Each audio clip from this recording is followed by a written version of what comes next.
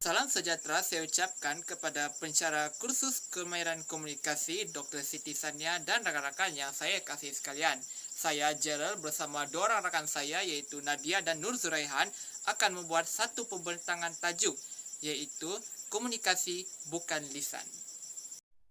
Orang tokoh yang mengetengahkan komunikasi bukan lisan yaitu yang pertama Muhammad Zinordin dan Muhammad Taib Arifin 2012, McCurdy 1974 dan Sele dan Bell 2002. Muhammad Zinordin dan Muhammad Taib Arifin menjelaskan bahawa semua jenis komunikasi yang tidak melibatkan perkataan. Komunikasi yang dimaksudkannya itu ialah komunikasi bukan lisan. Semua perkara boleh menjadi sumber maklumat jika seseorang itu sengaja meletakkan makna terhadap sesuatu perkataan yang diucapkannya tersebut.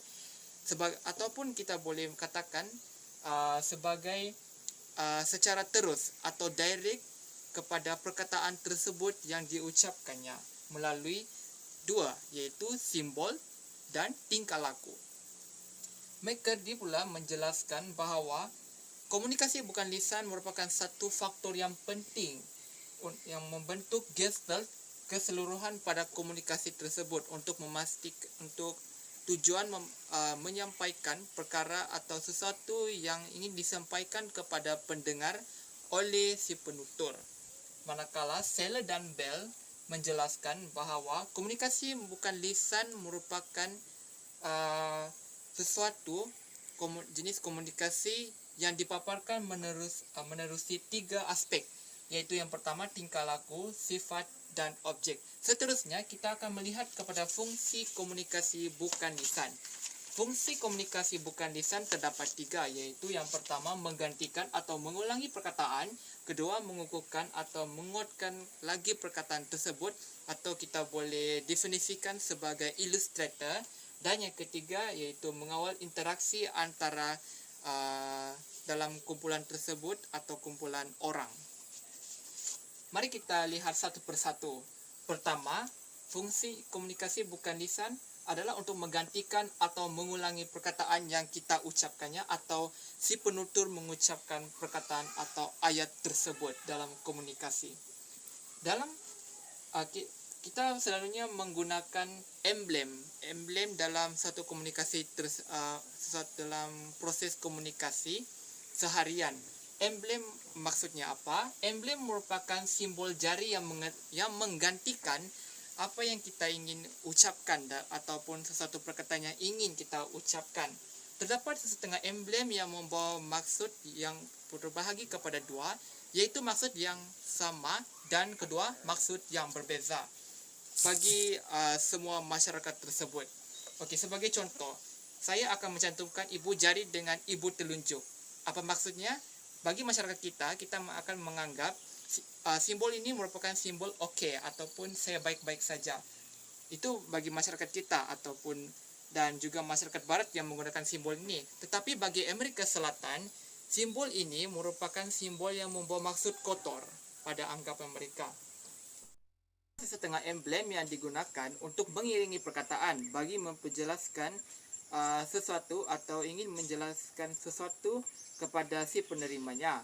Sebagai contoh, saya akan menunding jari kepada orang tersebut dan saya akan mengeluarkan arahan apa yang saya mau sampaikan kepada dia. Sambil saya menggunakan tangan itu kepada seorang individu tersebut yang ingin saya tujukan, mulut saya juga akan berperanan untuk memberikan arahan tersebut kepada si penerima tersebut. Maka ia akan menjadi satu komunikasi yang bukan lisan.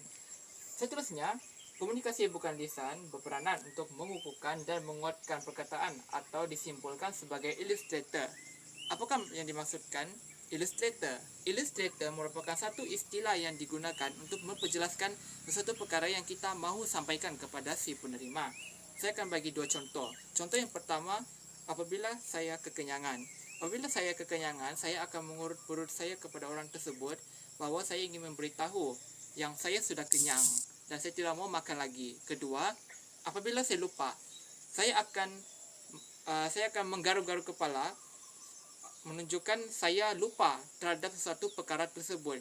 Jadi kita boleh lihat Dalam situasi tersebut, yang pertama mengurut perut, kedua ialah menggaruk kepala. Itu adalah contoh ilustrator yang ringkas supaya orang tersebut akan faham maksud sebenar apa yang kita mau sampaikan. Komunikasi bukan lisan yang ketiga ialah komunikasi bukan lisan berperanan untuk mengawal interaksi dalam kalangan manusia. Manusia akan menggunakan regulator dalam komunikasi mereka dan biasanya berlaku dalam semasa waktu mesyuarat dalam syarikat mereka. Apakah yang dimaksudkan dengan regulator? Regulator merupakan isyarat-isyarat komunikasi bukan lisan yang digunakan untuk mengawal aliran komunikasi antara manusia atau dalam kelompok manusia. Dalam proses berkomunikasi atau dalam proses bercakap, kita hendaklah memberikan isyarat, iaitu hubungan mata, pantulan suara dan sebagainya supaya kita dapat menyampaikan maklumat tersebut kepada sesama manusia dengan lebih jelas supaya mereka dapat faham dengan mudah dan apa yang kita dapat sampaikan itu adalah tepat. Yang keempat ialah simbolik display. Kebanyakan komunikasi bukan lisan adalah simbolik dari segi makna. Sebagai contohnya, bendera merupakan satu lambang yang digunakan sebagai simbolik display kepada rakyat Malaysia. Yang kelima ialah persembahan diri sendiri. Tingkah laku manusia merupakan satu drama. Hal ini telah dicetuskan oleh Erving Goffman pada tahun 1959. Seterusnya dapat juga dilihat dari segi pakaian, nada suara dan penampilan fizikal seseorang. Jenis komunikasi bukan lisan. 1. Perwatakan fizikal dan tanggapan pertama. Perwatakan fizikal seseorang seperti cantik atau tidak, jantina, tinggi, berat badan, bentuk badan, pakaian, bau badan dan sebagainya memberi mesej tertentu kepada orang lain. Ia menjadi tanggapan pertama kepada orang yang melihatnya.